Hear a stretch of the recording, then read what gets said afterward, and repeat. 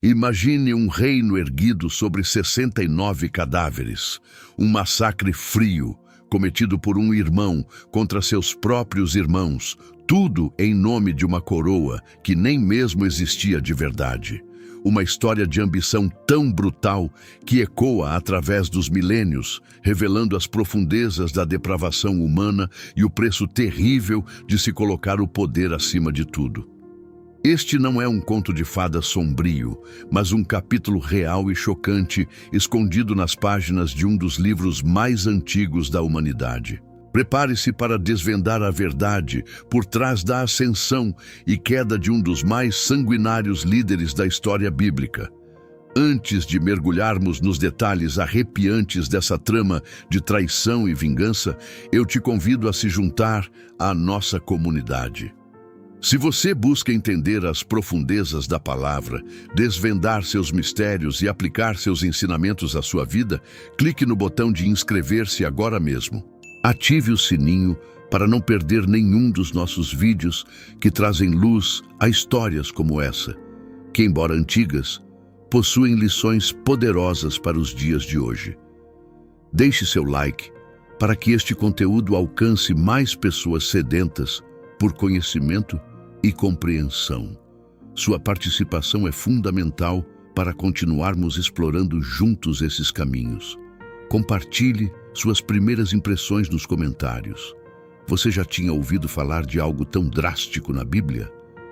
A Era dos Juízes, um período caótico na história de Israel, é um verdadeiro mosaico de heroísmo, fé, apostasia e tragédia.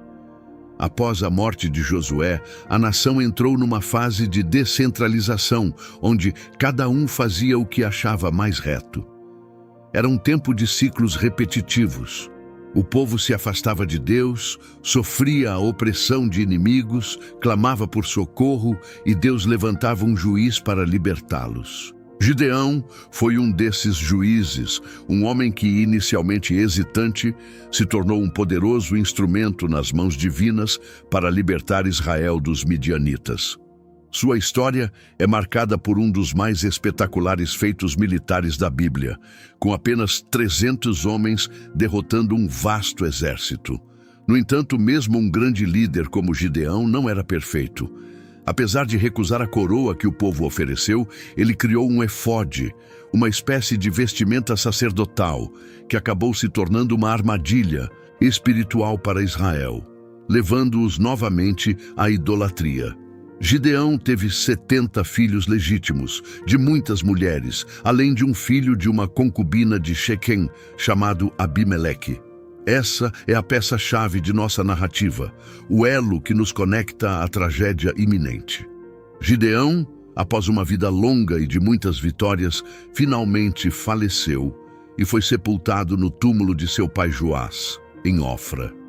Mas a morte de um grande líder, por vezes, abre um vácuo de poder que pode ser preenchido por forças obscuras. Em Shechem, uma cidade estratégica e culturalmente importante, que era um centro de adoração e pactos na história de Israel, vivia Abimeleque, o filho de Gideão com sua concubina. E é aqui que a ambição começa a se manifestar de forma horrenda. Abimeleque não era um dos 70 filhos legítimos, que talvez tivessem algum direito à liderança, ou pelo menos mais aceitação. Ele era o outro filho, mas essa posição não o impediu de tramar. Ele foi aos seus parentes maternos em Shechem, a casa dos irmãos de sua mãe, e começou a semear a discórdia, usando a velha tática da manipulação. "O que é melhor para vocês?" ele perguntou. "Que 70 homens, todos os filhos de Gideão, os governem, ou que apenas um homem os governe?" A questão era retórica, claro. A mensagem subliminar era clara. Vocês são de Shechem. Eu também sou de Shechem. Nossos laços de sangue são mais fortes do que os laços com esses irmãos que vêm de outro lugar, de Ofra. Ele apelava à identidade tribal, ao senso de pertencimento e, acima de tudo, ao medo. O medo de ter 70 senhores ou a promessa de um só que, segundo ele, seria o homem de vocês, o homem de Shechem. Os parentes de sua mãe, influenciados pelas suas palavras e pela perspectiva de ter um governante local, se deixaram levar pela vaidade e pela conveniência. Eles se juntaram a ele e foram até o templo de Baal-Berite, uma divindade pagã adorada em Shechem. E aqui temos uma curiosidade intrigante. O nome Baal-Berite significa Senhor da Aliança. Parece uma ironia cruel que um pacto de sangue e traição fosse selado em um templo dedicado a um Senhor da Aliança. Desse templo, eles deram a Abimeleque 70 peças de prata, um valor considerável, que ele usou para contratar homens sem escrúpulos, vagabundos e desocupados, para serem seus seguidores. Estes mercenários seriam as ferramentas de seu reinado de terror.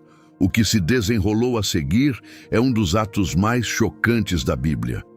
Abimeleque levou esses homens para a casa de seu pai, em Ofra, e ali, sobre uma única pedra, ele massacrou 69 de seus 70 irmãos.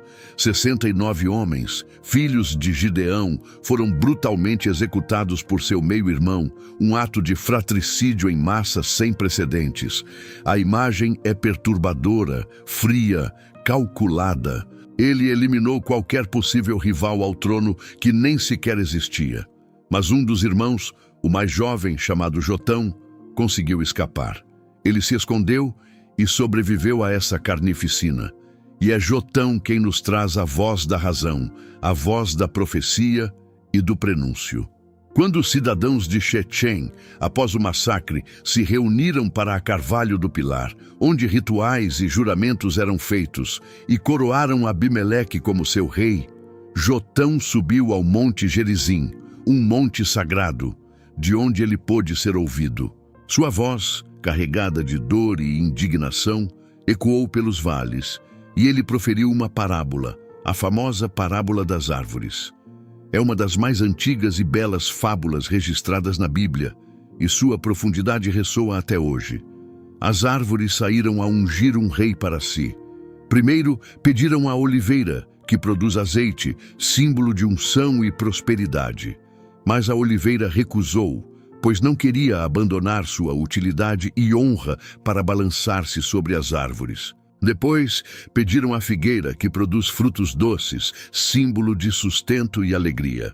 A figueira também recusou, valorizando sua doçura e seu bom fruto. Então, pediram a videira, que produz vinho, que alegra a Deus e aos homens. A videira igualmente recusou, priorizando a alegria que oferecia. Finalmente, as árvores se voltaram para o espinheiro. E o espinheiro, com toda a sua arrogância e inutilidade, aceitou, mas com uma condição: que todos se abrigassem à sua sombra. Se não o fizessem, fogo sairia do espinheiro e consumiria até os cedros do Líbano. A parábola é um plot twist intelectual, um espelho da situação. A oliveira, a figueira e a videira representavam os filhos dignos de Gideão, os que poderiam governar com sabedoria, mas que talvez não desejassem o poder mundano. O espinheiro, inútil, espinhoso e perigoso, representava Abimeleque, um homem sem valor moral, mas sedento por controle. A ameaça do fogo saindo do espinheiro era um prenúncio claro e terrível do que estava por vir para Shechem e para o próprio Abimeleque. Jotão encerrou sua parábola com uma maldição, ou melhor, uma profecia de juízo, que fogo saísse de Abimeleque e consumisse os cidadãos de Shechem, e que fogo saísse dos cidadãos de Shechem e consumisse Abimeleque. Uma profecia de retribuição que seria cumprida de forma dolorosamente precisa. Jotão, após entregar sua mensagem profética, fugiu para Beer, temendo Abimeleque. E assim, com a ambição semeada e a maldição proferida, a peça estava armada para o ato 2. Mas como um reino, ou melhor, uma tirania, construída sobre tanta violência e maldade, conseguiria se sustentar? E o que acontece quando os traidores se voltam uns contra os outros? A resposta é mais sombria do que você imagina. Por 3 anos, Abimeleque reinou sobre Israel, ou mais precisamente, sobre Shechem e a região circundante. É uma pausa dramática na narrativa, um tempo de aparente calma antes da tempestade. Mas a Bíblia é clara ao afirmar que a iniquidade não fica impune. Deus, que vê todas as coisas, agiu para cumprir a profecia de Jotão. Um espírito maligno foi enviado por Deus entre Abimeleque e os cidadãos de Shechem, fazendo com que os shequemitas traíssem Abimeleque. Isso não significa que Deus os tornou maus, mas que ele permitiu que a maldade inerente em seus corações viesse à tona, voltando-se contra aquele que eles mesmos haviam ungido. Afinal, eles também eram cúmplices no massacre dos filhos de Gideão, tendo providenciado o dinheiro do templo de Baal-Berite. A lealdade de conveniência sempre se desfaz quando as coisas apertam. Os shequemitas, agora, armavam emboscadas para Abimeleque nas encostas das montanhas, roubando todos que passavam por lá numa clara provocação ao seu rei. As estradas se tornaram perigosas e a autoridade de Abimeleque começou a ser desafiada abertamente. Ele certamente estava ciente disso e a tensão aumentava a cada dia. Foi nesse cenário de crescente desconfiança que surge Gaal, filho de Ebed, com seus irmãos. Gaal não era israelita, mas um líder local de Shechem, talvez de origem cananeia, que, vendo a insatisfação do povo, decidiu capitalizar sobre ela. Ele e seus irmãos entraram em Shechem e os cidadãos confiaram nele. Esta é uma daquelas reviravoltas da história, um plot twist clássico. Aqueles que traíram seu antigo líder agora se unem a um novo, que promete liberdade, mas que, na verdade, busca o mesmo poder. Durante uma festa das colheitas no templo de seu Deus, os shequemitas estavam comemorando, bebendo vinho e amaldiçoando Abimeleque abertamente. Gaal, em meio à euforia e à embriaguez, não perdeu a oportunidade. Ele se levantou e proferiu um discurso inflamado, cheio de desprezo por Abimeleque. Quem é Abimeleque? Ele perguntou retoricamente aos cidadãos de Shechem. E quem somos nós, os shequemitas, para servi-lo? Por que deveríamos nós, filhos de Amor, o fundador de Shechem, servir a este filho de Gideão? Não deveríamos antes servir aos homens de Amor, o pai de Shechem? Por que então servir a Abimeleque? Se tão somente este povo estivesse sob o meu comando, eu me livraria de Abimeleque. Gaal, em sua arrogância, desafiou Abimeleque diretamente, dizendo que se ele estivesse lá, ele o desafiaria para um combate. Essa provocação aberta não passou despercebida. Zebul, o governador da cidade, que havia sido nomeado por Abimeleque, ouviu as palavras de Gaal. E aqui entra um contraste emocional interessante. Zebul, apesar de estar a serviço de Abimeleque, agiu com astúcia. Em vez de confrontar Gaal imediatamente, ele enviou mensageiros secretamente a Abimeleque, que estava em Arumá. Ele relatou tudo o que Gaal havia dito, mas de uma forma que incitasse a fúria de Abimeleque. Gaal, filho de Ebed, e seus irmãos chegaram a Shechem e estão incitando a cidade contra ti, ele disse. Levanta-te de noite, tu e o povo que está contigo, e armai emboscadas no campo. Pela manhã, ao nascer do sol, tu te levantarás e atacarás a cidade. E quando Gaal e o povo que está com ele saírem ao teu encontro, então lhe farás o que a tua mão puder. Zebul, estrategicamente, aconselhou Abimeleque a um ataque surpresa, eliminando a ameaça de Gaal antes que ela se tornasse incontrolável. Abimeleque, movido por sua natureza impiedosa e pela sede de poder, seguiu o conselho. Ele se levantou durante a noite com todo o seu exército e se dividiu em 4 companhias, preparando-se para emboscar Shechem. Pense comigo na ironia dessa situação.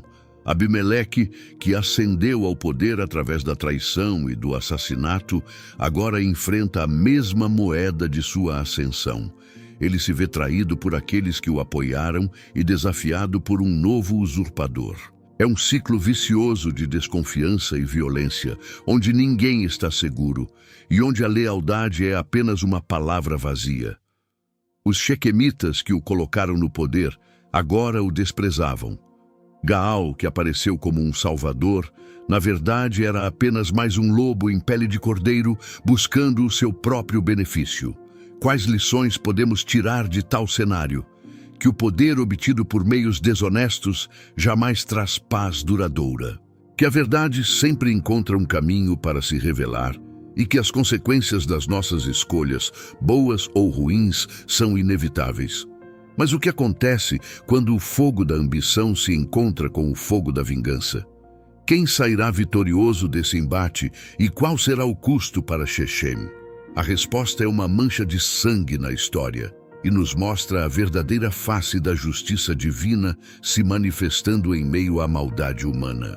Na manhã seguinte, quando o sol começou a despontar no horizonte, Gaal, acompanhado de Zebul, saiu para o portão da cidade. Dali, ele podia ver as tropas se movendo à distância. Com uma pontada de desdém, ou talvez subestimando o perigo, Gaal comentou com Zebul: "Olha, pessoas estão descendo dos topos das montanhas." Zebul, que sabia exatamente o que estava acontecendo, mas ainda mantinha o disfarce, respondeu com sarcasmo: "Você está vendo as sombras das montanhas como se fossem homens." Essa é uma pausa dramática que antecede o confronto. Gaal, talvez intoxicado pela própria arrogância ou ainda pelos resquícios da festa, não percebeu a profundidade da situação. Mas as aparições continuaram. "Veja!" exclamou Gaal novamente. "Pessoas estão descendo do centro da terra e uma companhia vem do caminho do carvalho dos adivinhadores." Zebul, agora com uma pontada de zombaria em sua voz, entregou a verdade cruel. "Onde está agora a sua boca, você que dizia: 'Quem é Abimeleque para que o sirvamos?' Não é este o povo que você desprezava? Saia agora e lute contra ele." A realidade atingiu Gaal como um raio. As sombras e pessoas da terra eram de fato os soldados de Abimeleque marchando para o ataque. Gaal foi forçado a liderar os homens de Shechem para a batalha contra Abimeleque, mas era tarde demais. O elemento surpresa estava com Abimeleque, e os Shequemitas, liderados por um usurpador oportunista, não eram páreo para a crueldade e a experiência militar do filho de Gideão. Abimeleque os perseguiu, ferindo muitos e forçando-os a fugir de volta para a cidade. Gaal, o grande falastrão, foi derrotado, e muitos dos seus seguidores caíram antes de chegarem aos portões de Shechem. Naquela noite, Zebul, o governador de Abimeleque, expulsou Gaal e seus irmãos da cidade. O traidor foi traído e expulso, mostrando que a lealdade é uma via de mão única para os ambiciosos. Abimeleque, vendo que Shechem ainda oferecia resistência ou que o perigo não havia sido totalmente eliminado, planejou um ataque ainda mais devastador.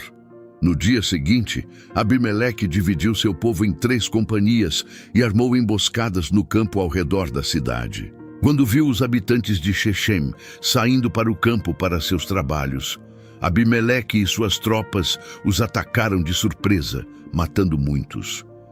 Ele avançou em direção à cidade, capturou-a e massacrou impiedosamente todos os que estavam ali. Curiosamente, a narrativa não detalha a resistência da cidade, mas sim a devastação total. Depois de ter destruído Shechem e matado seus habitantes, Abimeleque realizou um ato simbólico e terrível. Ele semeou sal sobre as ruínas da cidade. Isso era uma prática antiga de maldição, visando tornar o solo infértil e a cidade desabitável para sempre, um testemunho permanente de sua vingança e do seu poder. A semeadura de sal era um prenúncio de completa desolação, um símbolo de que nada de bom cresceria ali novamente. É um detalhe específico que nos mostra a extensão da fúria e do desejo de obliterar Abimeleque. Mas nem todos os cidadãos de Shechem estavam na cidade no momento do ataque. Cerca de 1000 homens e mulheres tinham fugido para a torre de El-Berite, o templo de El-Berite, buscando refúgio. É um loop de curiosidade aqui. Eles pensavam que estariam seguros em seu templo, mas estavam enganados. Abimeleque ouviu falar disso e imediatamente foi para o Monte Salmon, ele e todo o seu povo. De lá, ele pegou um machado, cortou um galho de árvore e ordenou que seus homens fizessem o mesmo, seguindo seu exemplo. "Apressem-se e façam o que me viram fazer", ele exclamou. Rapidamente, cada homem cortou seu galho e seguiu Abimeleque até a torre do templo. Eles amontoaram os galhos ao redor da base da torre e atearam fogo. Todos os que estavam dentro, cerca de 1000 homens e mulheres, pereceram nas chamas. A torre de El-Berite, que antes era um lugar de refúgio e adoração pagã, tornou-se sua tumba flamejante. A profecia de Jotão, de que fogo sairia de Abimeleque e consumiria os cidadãos de Shequem, havia se cumprido com uma precisão brutal. É o mini-clímax desta parte da história, a concretização da vingança, mas que ainda não é o fim para Abimeleque. A história de Shechem serve como um aviso sombrio das consequências da traição e da ambição desmedida. Um conto que ecoa em diversas eras, mostrando como o ódio e a violência podem destruir não apenas vidas, mas cidades inteiras. Mas qual seria o fim para o próprio Abimeleque? Sua crueldade seria recompensada ou punida? A justiça divina muitas vezes age de maneiras inesperadas. Após sua vingança contra Shechem, Abimeleque não parou. Ele continuou sua campanha militar, movido por uma ambição insaciável e talvez pela necessidade de consolidar seu poder. Ele se dirigiu à cidade de Tebés, cercou-a e a capturou. A repetição desses atos de violência mostra um padrão, uma mente obcecada por controle e dominação. No entanto, havia uma torre forte dentro da cidade, e todos os homens e mulheres, todos os habitantes de Tebés, fugiram para ela, trancaram-se lá dentro e subiram ao telhado. A esperança de salvação, ainda que mínima, os impulsionava. Abimeleque chegou à torre e a atacou, aproximando-se da porta para incendiá-la, assim como havia feito com o templo de El-Berite em Shechem. Ele estava prestes a repetir seu sucesso sangrento, a estender seu reino de fogo e terror. É um momento de tensão máxima, onde o destino da cidade de Tebés parece selado, mas a história reserva um plot twist que mudaria tudo. Enquanto Abimeleque se aproximava da porta para atear fogo, uma mulher cujo nome não é mencionado, uma mulher anônima, do alto da torre, deixou cair uma pedra de moinho sobre a cabeça de Abimeleque. A pedra de moinho, uma ferramenta pesada e rudimentar, usada diariamente pelas mulheres para moer grãos, tornou-se um instrumento inesperado da justiça divina. A pedra de moinho esmagou o crânio de Abimeleque. Que contraste emocional! Um guerreiro impiedoso que havia massacrado 70 irmãos, destruído cidades e governado com mão de ferro, foi derrotado por uma mulher e uma ferramenta doméstica. Não por um grande exército ou um herói renomado, mas por um ato simples e direto, um golpe do destino que humilharia um líder militar de seu porte. Sua queda foi tão ignominiosa quanto sua ascensão foi cruel. Imediatamente, ele chamou seu jovem escudeiro e lhe disse: "Tira a tua espada e mata-me, para que não se diga de mim, uma mulher o matou." O orgulho de Abimeleque, mesmo à beira da morte, era colossal. Ele temia a humilhação de ser lembrado como o rei que foi morto por uma mulher, mais do que temia a própria morte. O escudeiro então o trespassou e Abimeleque morreu. E assim, Abimeleque pereceu, cumprindo a profecia de Jotão de que fogo sairia dos cidadãos de Shechem e consumiria Abimeleque. Ele foi morto por aqueles a quem havia atacado, e a forma de sua morte foi a cereja do bolo da retribuição divina. Quando os israelitas viram que Abimeleque estava morto, cada um foi para sua casa. A tirania havia terminado. O capítulo 9 do livro de Juízes conclui com uma afirmação poderosa. Assim Deus fez cair sobre Abimeleque o mal que ele fizera a seu pai, matando seus 70 irmãos. E também todo o mal dos homens de Shechem, Deus fez cair sobre a cabeça deles, porquanto obedeceram à voz de Abimeleque para matarem seus irmãos. E assim lhes sobreveio a maldição de Jotão, filho de Gideão. A Bíblia não deixa dúvidas. Houve uma clara intervenção divina. Deus, em sua justiça, permitiu que a maldade de Abimeleque e dos Shequemitas se voltasse contra eles mesmos. A história de Abimeleque é um exemplo clássico da lei da semeadura e da colheita, da justiça retributiva.